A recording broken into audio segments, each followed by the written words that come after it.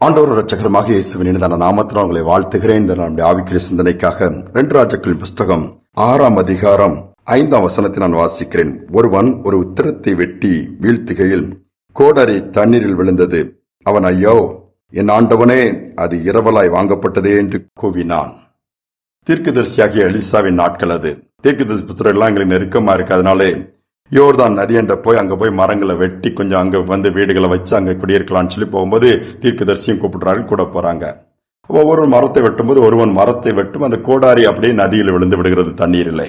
அவன் புலம்புகிறான், ஐயோ இது நான் இரவலாக இன்னொருத்திட்ட இருந்து கடன் வாங்கிட்டு வந்தேன், இது தண்ணீர் விழுந்துருச்சு, நான் என்ன செய்வேன்னு சொல்லி தீர்க்கதரிசியை பார்த்து அலறான்.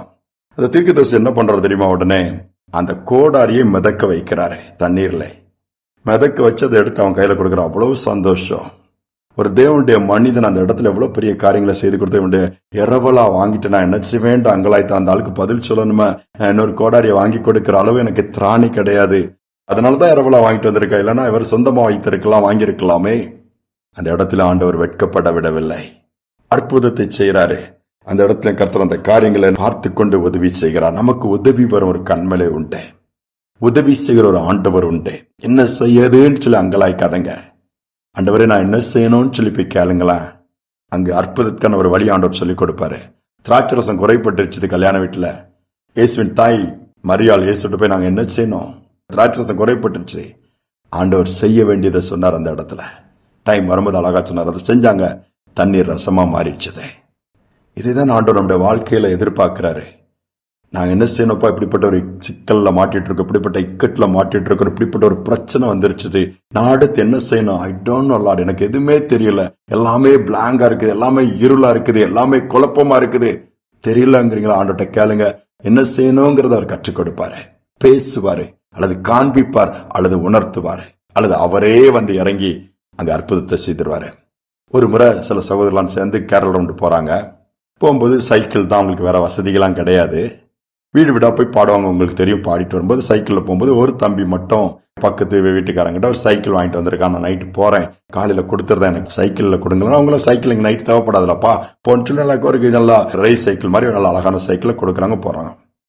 ஒரு வீட்டுல போயிட்டு பாடிட்டு இவங்க எல்லாம் வெளியே வரும்போது அவன் சைக்கிள் மட்டும் காணும், யாரும் தூக்கிட்டு போயிட்டாங்க. ஒரே அழுக, ஒரே கஷ்டம். நான் என் சைக்கிள் இல்லையே, இது இன்னொரு தட்டெல்லாம் வாங்கிட்டு வந்தேன், இது இப்போ அமௌண்ட்டும் ஜாஸ்தி, நான் என்ன பதில் சொல்லுவேன்? கூட அந்த சகோதரர்களுக்கும் குழப்பமாயிடுச்சு. ஆண்டவரே என்ன பண்ணன்னு தெரியல. உடனே எல்லாரும் அங்கே கையை பிடிச்சிட்டு, ஆண்டவரே நீங்க எங்களுக்கு உதவி செய்யுங்க, அந்த சைக்கிள் யாரு எங்க தூக்கிட்டு போனாங்கன்னு தெரியல, அவங்க தூக்கிட்டு போங்க, இதுக்கு மேல ஒரு அடி கூட அந்த சைக்கிளை ஓட்டிட்டு போக முடியாதபடி பண்ணுங்க, அதை விட்டுட்டு போயிடணும்னு சொல்லி ஜெபம் பண்றாங்க. கர்த்தர் உடனே அந்த ஜெபத்தை கேட்கிறாரு. முடிச்சுட்டு சரி பக்கத்துல போகலாம், அடுத்த இடத்துக்கு போகலான்னு போகும்போது ஒரு 200-300 மீட்டருக்குள்ள போகும்போது அந்த தெரு ஓரத்தெல்லாம் செய்யலாம். அந்த சைக்கிள் அப்படியே நடு ரோட்ல விட்டுட்டு ஓடிட்டு போயிடும். அது அப்படியே நிக்குது. அதுக்கப்புறம் அவளை ஓட்ட முடியல விட்டுட்டு யாரோ எடுத்தவங்க போட்டுட்டு ஓடி போயிட்டாங்க. இந்த தம்பிக்கு ஒரே சந்தோஷம். இரவலாக வாங்கிட்டு வந்த சைக்கிள் தான். இரவுல தான் பிரச்சனை வந்துச்சு. ஆனாலும் ஆண்டவர் இரவோடு இரவ அற்புதத்தை செய்தே சந்தோஷமாய் ஊழியத்தை முடிச்சுட்டு திரும்பி போக வைத்தாரு.